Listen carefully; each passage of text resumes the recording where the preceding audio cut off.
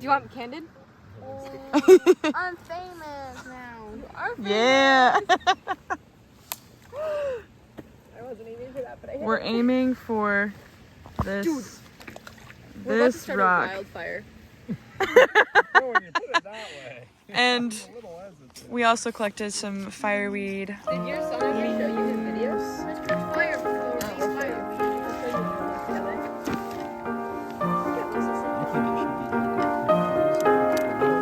I agree. Our acting is amazing. Oh, Sam.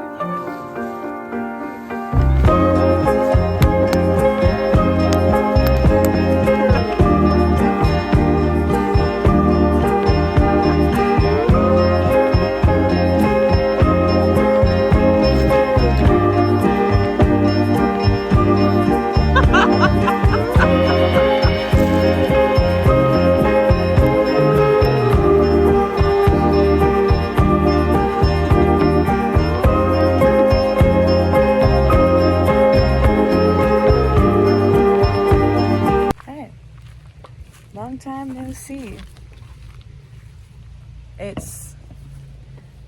It's been a minute.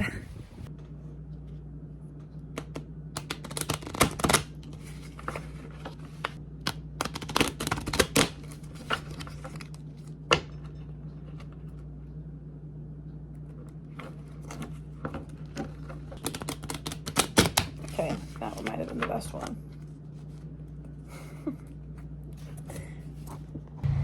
If you're wondering where I am, I haven't gone far at all. Still in Alaska. And I'm loving it. It's been a little over 2 months. I have 2 more months to go working here. So I thought I would just catch you up a little bit. I wanted to talk about solstice, the 4th of July, and whatever else comes to mind. No script today, or ever. Yeah, lots of celebrations. We love summer. It's always bright here, but after solstice, that was the longest day of the year. It's starting to get a little bit dark at night, but it's not. I mean, you can still perfectly see. Solstice was amazing. I didn't realize how big of a deal celebrating it was over here. And luckily enough, it was one of my good friend's birthdays. It was June 20th, if I remember correctly. Yeah, June 20th. We went out to this really beautiful spot, and this band came out. We had a fire going. People brought cake, charcuterie boards on 4-wheelers. We played hacky sack. There were like hoop dancers and people with like cool light thing. Like, I don't really know how to explain it. You'll see it. But absolutely amazing. Just good vibes all around. I went home at like 1 a.m. Went to work at 6. And it was so worth it. Yeah, just lots of music and dancing and meeting new people. If you don't celebrate solstice, I think this is your sign to do that. Which, obviously, now that that's over, we have winter solstice to look forward to. So, or the fall equinox, spring equinox, all that good stuff. There's always something to celebrate, you know? 4th of July was absolutely insane. Absolutely insane. I worked almost my normal hours, a little longer. But it was fun because I just got to hang out outside by the smoker where they were grilling burgers and hot dogs. And I was just taking everybody's orders. And it was non-stop. It was a really good time. I enjoyed that part. Not as much as I enjoyed being off of work and dancing even more. There was this really cool band that played called Blackwater Railroad Company. I had to take a second to remember that. They were so much fun. And not only did they play July 4th, but they played July 5th. July 4th was amazing weather. We were dancing around, kicking dirt. Dust was flying. July 5th was pouring down rain, but we were still out there barefoot, dancing in the mud. 10 out of 10, recommend. How do I even describe their music? Very funky, very upbeat, very fun, very Alaska. And honestly, the last few weeks, I've been leaving my phone and my wallet at the house on purpose. Not when I go super far, obviously, but if I'm just going to the bar next door or going to play softball, I leave that behind. And it's been really nice just to stay in the present moment, be with my friends. If I absolutely need to grab my wallet, I can run back and get it. I have my hammock set up, so after work, I tend to lay down for a bit. I might even sleep, read a book, listen to music, but it's a perfect little hideout spot. Oh, I went to this really cool event called Word Jam, which is kind of like if you've been to an open mic night or a karaoke where people get up and sing what they want or play whatever instrument they want. It's like that, except you share like your writing, whether that be stories, poetry. It doesn't have to be writing, like if it's just a story that you know, or yeah.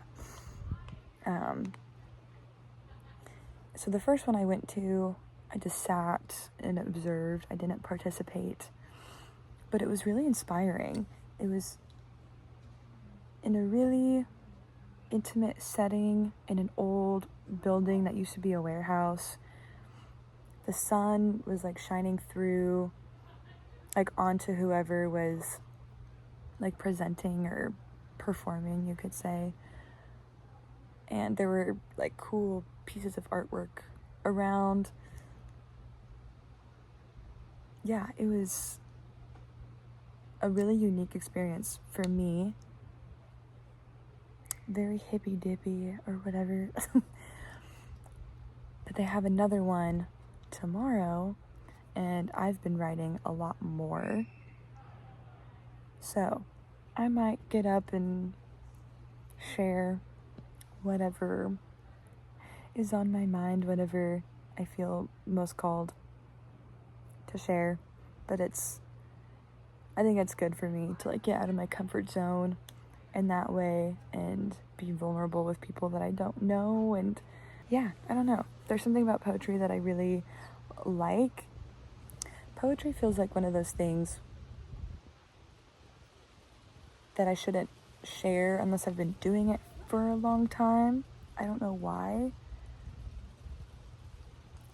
Like, I don't know what's considered good poetry or whatever. And so I really doubt myself, as many people do.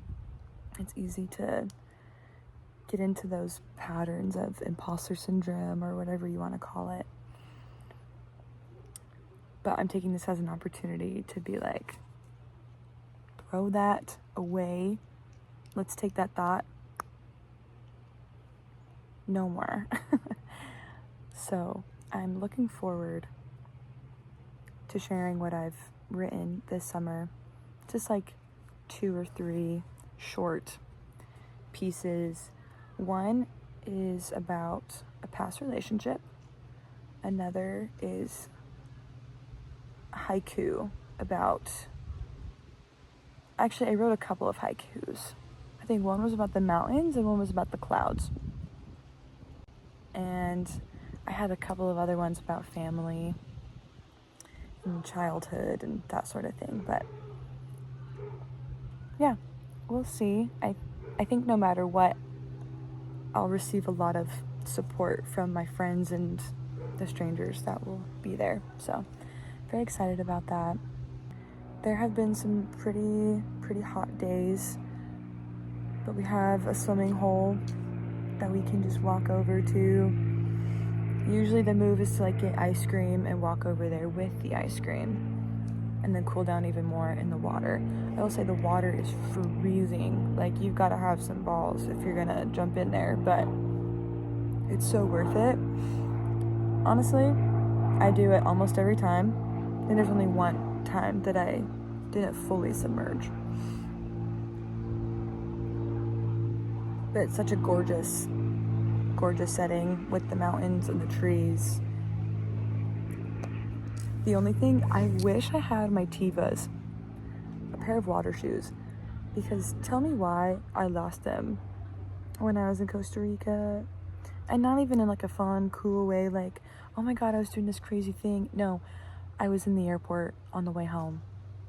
And for some reason I had them strapped outside of my bag.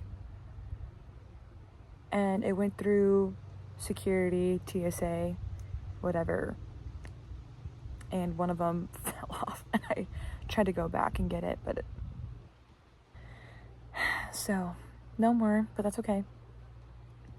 I can walk on the slimy rocks at the swimming hole. I've been better about keeping in touch with my friends and old coworkers, texting and calling. Being up here, it's really easy to feel isolated. I mean, I am like far away from home and from like my main people, but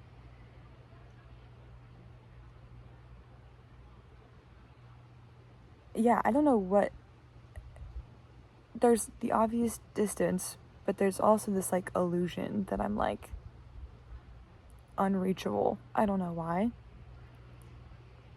Probably just being in a remote place and heavily relying on Wi-Fi connection, very spotty Wi-Fi that is. I don't even drive anywhere unless it's like to go out of town and get groceries or take someone somewhere, and that's still rare, you know. Just one of those things to be mindful of. Oh, and I've been doing so many hard hikes. I usually do like one really good, like challenging hike a year, but I've already passed that goal. I'm way past doing one hard hike. So I'm really proud of myself, and I'm really proud of, like, I don't know, just like showing up and appreciating my body for what it does, because it's so capable. I think I underestimate what I'm able to do. So next goal is to do this mountain right here.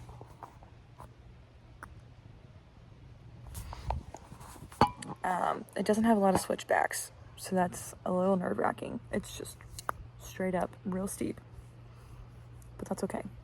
We're gonna do it. When? I'm thinking in the next week or so. Oh my gosh, how could I forget? I went to the ice caves. So on the way to the main glacier in the area, or like the trail, the most popular trail to get to a glacier, you can take that trail and take a turn at some point before hitting the glacier and go down. And there are these gorgeous ice caves. It looks like it would be really dark from the outside, but then you go in and it's just glowing. It's unreal. And if you sit and you're really quiet, you can hear the movement of the glacier. And if you look carefully, like, you could see the water moving. And I find it so fascinating. I don't know very much about glaciers,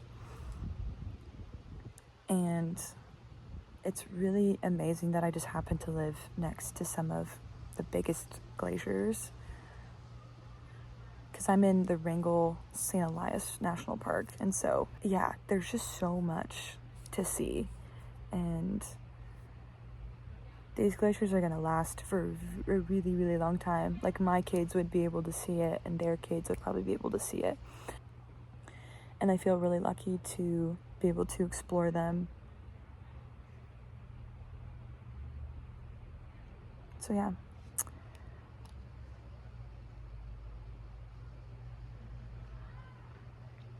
I think that was everything I wanted to update on. I feel pretty low energy at the moment. Not even low energy, just kind of like calm and like, you know, that's a word. So yeah, thanks for tuning in. Thanks for watching to to my 10 subscribers, to my besties, I love you. I don't know if consistency will ever be a thing with my YouTube channel.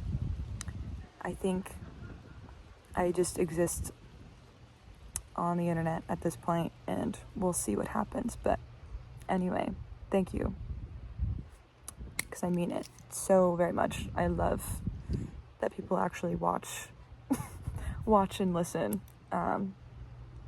It's pretty mind-blowing to me.